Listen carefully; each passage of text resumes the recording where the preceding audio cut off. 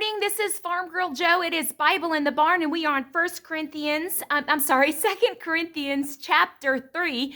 And I want to read verse 5. Not that we are sufficient of ourselves to think anything of ourselves, but our sufficiency is of God.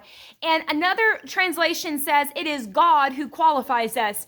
And I am so thankful that it is not anybody that qualifies us, it is God.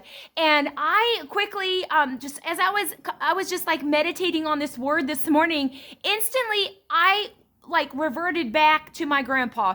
So Grampy Howe was a lumberman, 6th grade education, and heard about a tent meeting. And this is back in this is like 1920s, maybe 1925. And he had heard about this Pentecostal movement that started back in Azusa Street. And so they went down to this tent, he and a couple cousins, and he got saved that night, and he was called into the ministry. Now, how is that qualified? 6th grade education, he was a lumberjack. Listen, it is God who qualifies. And he has an amazing story that what God did for him in his ministry. Grampy Howe went on to establish multiple churches around the East Coast. He went overseas. He visited Israel multiple times. He taught in Bible colleges when he later in his years. And he established a legacy that is like no other in our family. And I am when I think about that, he was not qualified. But what happened was God qualified him. God called him, God qualified him, and then he equipped him as Grampy got into the word. And the same thing, if you think about it with Peter. Peter was fishing in the Sea of Galilee. You know, he was a fisherman. And there comes Jesus saying, you know what?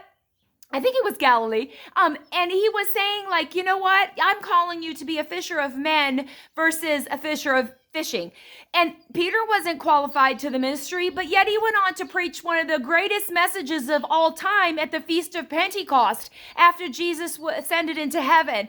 And that's found in Acts chapter 2. So when we look at ourselves and we say, God, I am not qualified. No, honestly, we're not. We're not. And it is not us who qualifies us. It is God. And as we get into his word and we meditate on his word, more of the word comes alive. And wherever you are in your path of a Christ follower, that's your level of qualification. Like God is expecting you to share that with other people. Don't wait to be qualified. You have already been qualified when you become a Christ follower and you're studying his word. It is God who qualifies. Hey, listen, till next time, Farm Girl Joe, Bible in the Barn. I'll see you tomorrow.